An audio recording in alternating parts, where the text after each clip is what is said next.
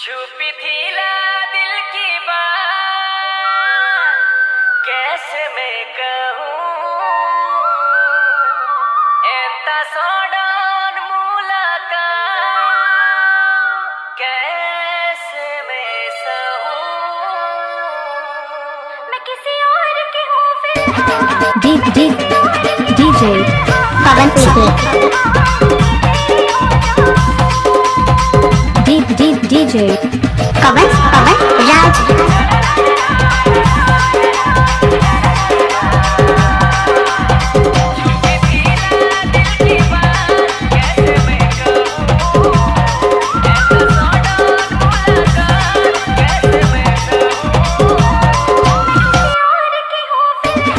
DJ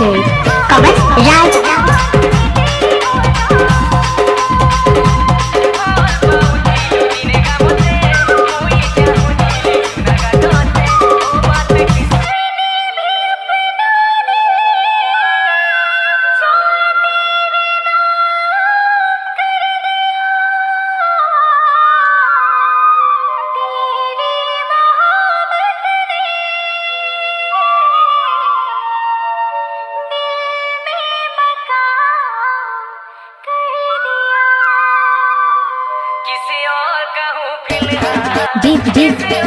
DJ